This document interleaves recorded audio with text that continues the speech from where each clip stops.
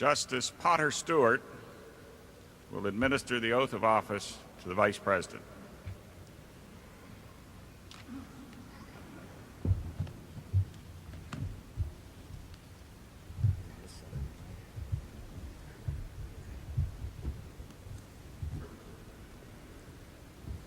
I, George Herbert Walker Bush, I, George Herbert Walker Bush, do solemnly swear that I will support and defend the Constitution of the United States I will support and defend the Constitution of the United States against all enemies, foreign and domestic, against all enemies, foreign and domestic, that I will bear true faith and allegiance to the that same, I will bear true faith and allegiance to the same, that I take this oath, this obligation freely, that I take this obligation freely, without any mental reservation without any mental reservation or purpose of evasion, that I will well and faithfully discharge the duties of the office on which I am about to enter. So help you God. So help me God.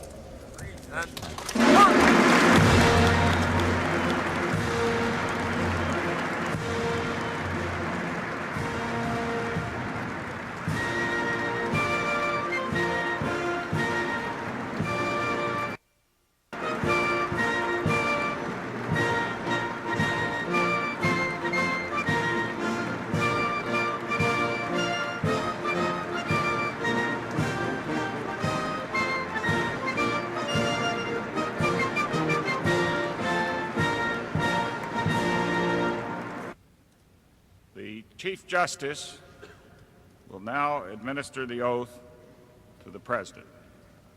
You'll raise your right hand and repeat after me.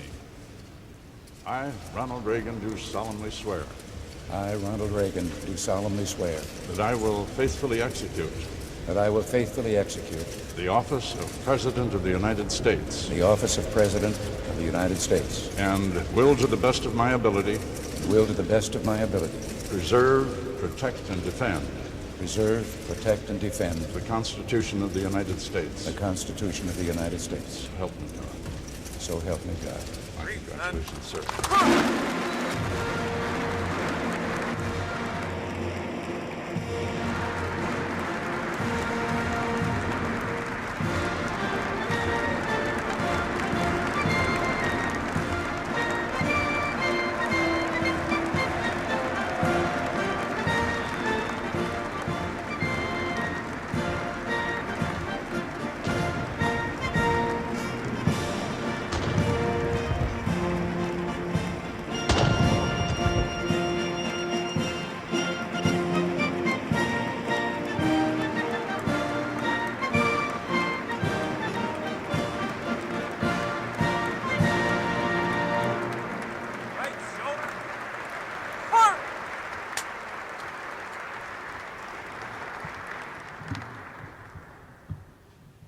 Senator Mathias, Chief Justice Berger, Vice President Bush, Speaker O'Neill, Senator Dole, Reverend clergy, and members of my family and friends.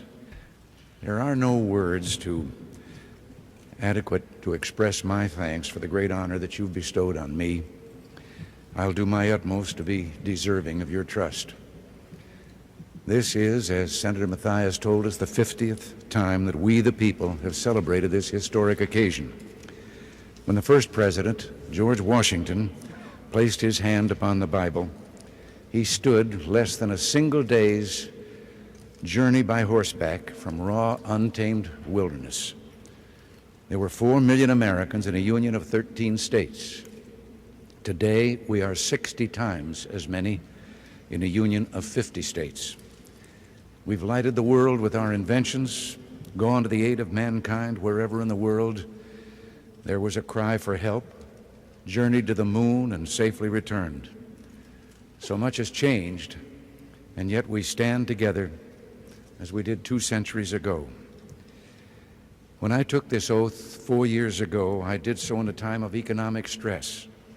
Voices were raised saying that we had to look to our past for the greatness and glory. But we, the present-day Americans, are not given to looking backward. In this blessed land, there is always a better tomorrow. 4 years ago, I spoke to you of a new beginning, and we have accomplished that. But in another sense, our new beginning is a continuation of that beginning created 2 centuries ago, when, for the first time in history, government, the people said, was not our master, it is our servant. Its only power, that which we, the people, allow it to have. That system has never failed us, but for a time we failed the system. We asked things of government that government was not equipped to give. We yielded authority to the national government that properly belonged to states or to local governments or to the people themselves. We allowed taxes and inflation to rob us of our earnings and savings and watched the great industrial machine that had made us the most productive people on earth slow down and the number of unemployed increase. By 1980, we knew it was time to renew our faith, to strive with all our strength toward the ultimate in individual freedom consistent with an orderly society. We believed then and now there are no limits to growth and human progress when men and women are free to follow their dreams. And we were right.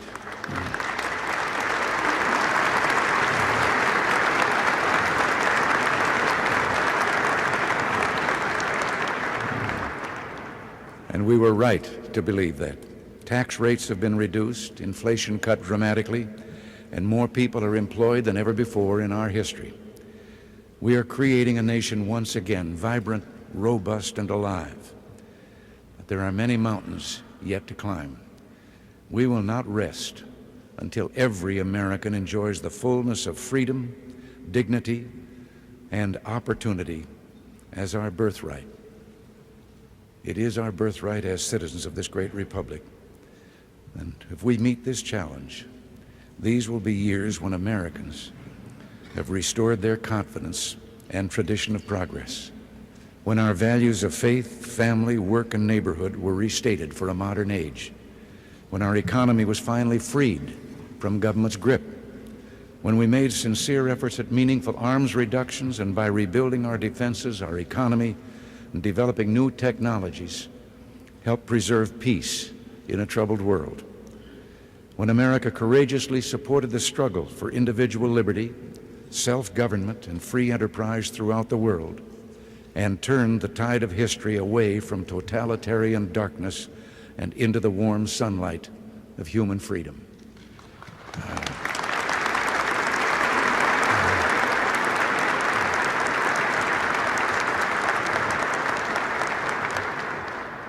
My fellow citizens, our nation is poised for greatness. We must do what we know is right and do it with all our might. Let history say of us, these were golden years when the American Revolution was reborn, when freedom gained new life and America reached for her best. Our two-party system has served us, I should say, well over the years, but never better than in those times of great challenge when we came together not as Democrats or Republicans, but as Americans united in a common cause.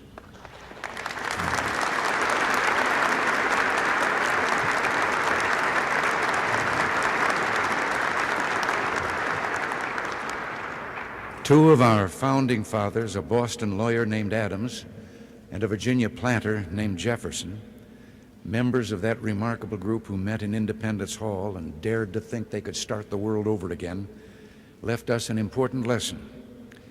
They had become, in the years then in government, bitter political rivals in the presidential election of 1800. And then years later, when both were retired and age had softened their anger, they began to speak to each other again through letters. A bond was reestablished between those two who had helped create this government of ours. In 1826, the 50th anniversary of the Declaration of Independence, they both died. They died on the same day, within a few hours of each other, and that day was the 4th of July. In one of those letters exchanged in the sunset of their lives, Jefferson wrote, It carries me back to the times when, beset with difficulties and dangers, we were fellow laborers in the same cause, struggling for what is most valuable to man, his right of self-government, laboring always at the same oar, with some wave ever ahead threatening to overwhelm us, and yet passing harmless. We rode through the storm with heart and hand. Well, with heart and hand, let us stand as one today. One people under God, determined that our future shall be worthy of our past. As we do, we must not repeat the well-intentioned errors of our past. We must never again abuse the trust of working men and women by sending their earnings on a futile chase after the spiraling demands of a bloated federal establishment. You elected us in 1980 to end this prescription for disaster, and I don't believe you re-elected us in 1984 to reverse course.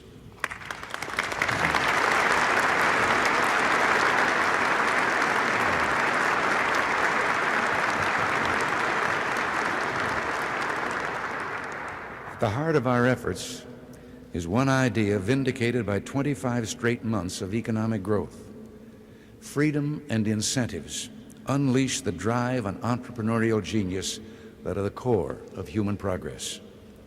We have begun to increase the rewards for work, savings, and investment, reduce the increase in the cost and size of government and its interference in people's lives. We must simplify our tax system, make it more fair, and bring the rates down for all who work and earn. We must think anew and move with a new boldness so every American who seeks work can find work, so the least among us shall have an equal chance to achieve the greatest things, to be heroes who heal our sick, feed the hungry, protect peace among nations, and leave this world a better place.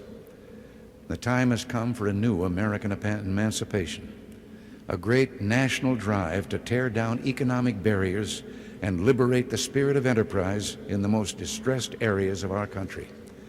My friends, together we can do this, and do it we must, so help me God. From new freedom will spring new opportunities for growth, a more productive, fulfilled, and united people, and a stronger America. An America that will lead the technological revolution and also open its mind and heart and soul to the treasures of literature, music, and poetry, and the values of faith, courage, and love. A dynamic economy with more citizens working and paying taxes will be our strongest tool to bring down budget deficits. But an almost unbroken 50 years of deficit spending has finally brought us to a time of reckoning. We've come to a turning point, a moment for hard decisions. I have asked the Cabinet and my staff a question, and now I put the same question to all of you. If not us, who? And if not now, when? It must be done by all of us, going forward with a program aimed at reaching a balanced budget. We can then begin reducing the national debt. I will shortly submit a budget to the Congress aimed at freezing government program spending for the next year. Beyond this, we must take further steps to permanently control government's power to tax and spend. We must act now to protect future generations from government's desire to spend its citizens' money and tax them into servitude when the bills come due. Let us make it unconstitutional for the federal government to spend more than the federal government takes in.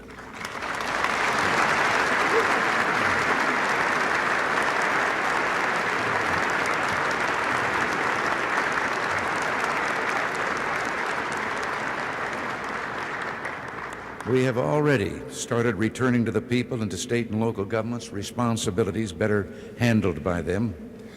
Now, there is a place for the federal government in matters of social compassion, but our fundamental goals must be to reduce dependency and upgrade the dignity of those who are infirm or disadvantaged. And here, a growing economy and support from family and community offer our best chance for a society where compassion is a way of life, where the old and infirm are cared for, the young and, yes, the unborn protected, and the unfortunate looked after and made self-sufficient.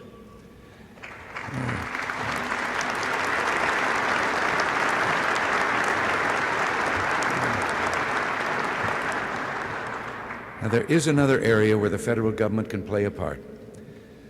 As an older American, I remember a time when people of different race, creed, or ethnic origin in our land found hatred and prejudice installed in social custom and, yes, in law. There's no story more heartening in our history than the progress that we've made toward the brotherhood of man that God intended for us. Let us resolve there will be no turning back or hesitation on the road to an America rich in dignity and abundant with opportunity for all our citizens.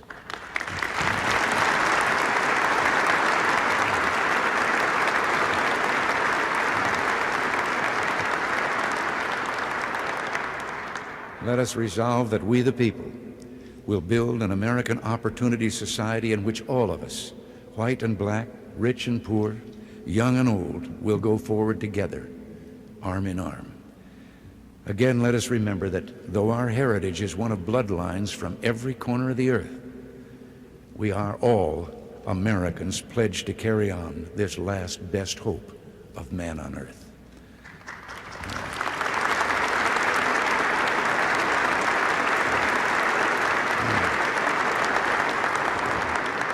Now, I've spoken of our domestic goals and the limitations we should put on our national government. Now let me turn to a task that is the primary responsibility of national government, the safety and security of our people. Today we utter no prayer more fervently than the ancient prayer for peace on earth. Yet history has shown that peace does not come, nor will our freedom be preserved by goodwill alone. There are those in the world who scorn our vision of human dignity and freedom. One nation, the Soviet Union, has conducted the greatest military buildup in the history of man, building arsenals of awesome offensive weapons. We've made progress in restoring our defense capability, but much remains to be done. There must be no wavering by us, nor any doubts by others, that America will meet her responsibilities to remain free, secure, and at peace.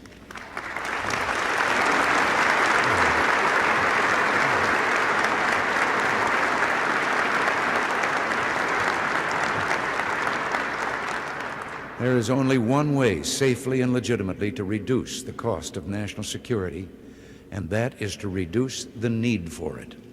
And this we're trying to do in negotiations with the Soviet Union.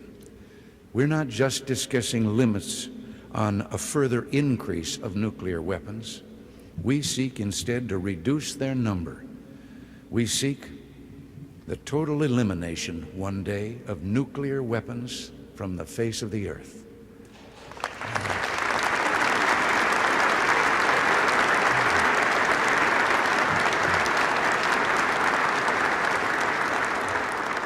Now, for decades, we and the Soviets have lived under the threat of mutual assured destruction. If either resorted to the use of nuclear weapons, the other could retaliate and destroy the one who had started it. Is there either logic or morality in believing that if one side threatens to kill tens of millions of our people, our only recourse is to threaten killing tens of millions of theirs? I have approved a research program to find, if we can, a security shield that will destroy nuclear missiles before they reach their target. It wouldn't kill people. It would destroy weapons. It wouldn't militarize space.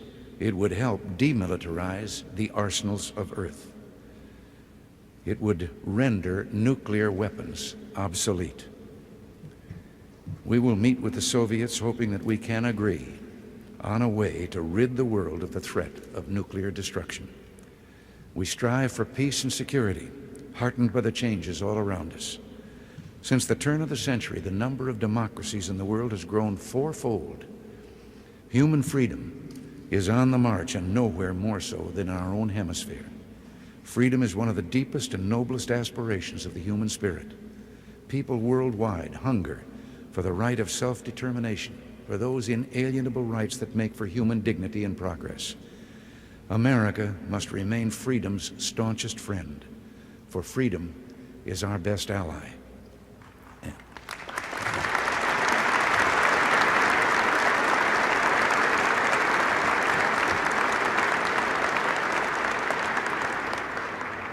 And it is the world's only hope to conquer poverty and preserve peace.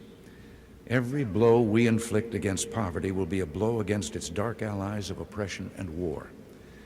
Every victory for human freedom will be a victory for world peace. So we go forward today, a nation still mighty in its youth and powerful in its purpose. With our alliances strengthened, with our economy leading the world to a new age of economic expansion, we look to a future rich in possibilities. And all of this is because we worked and acted together, not as members of political parties, but as Americans. My friends, we live in a world that's lit by lightning. So much is changing and will change, but so much endures and transcends time. History is a ribbon, always unfurling. History is a journey. And as we continue our journey, we think of those who traveled before us. We stand again at the steps of this symbol of our democracy, or we would have been standing at the steps if it hadn't gotten so cold. Now we're standing inside this symbol of our democracy. And we see and hear again the echoes of our past. A general falls to his knees in the hard snow of Valley Forge. A lonely president paces the darkened halls and ponders his struggle to preserve the Union. The men of the Alamo call out encouragement to each other. A settler pushes west and sings a song, and the song echoes out forever and fills the unknowing air. It is the American sound. It is hopeful, big-hearted, idealistic, daring, decent, and fair. That's our heritage. That's our song. We sing it still. For all our problems, our differences, we are together as of old. We raise our voices to the God who is the author of this most tender music. And may he continue to hold us close as we fill the world with our sound in unity, affection, and love. One people, under God, dedicated to the dream of freedom that he has placed in the human heart, called upon now to pass that dream on to a waiting and a hopeful world. God bless you, and may God bless America. Thank you.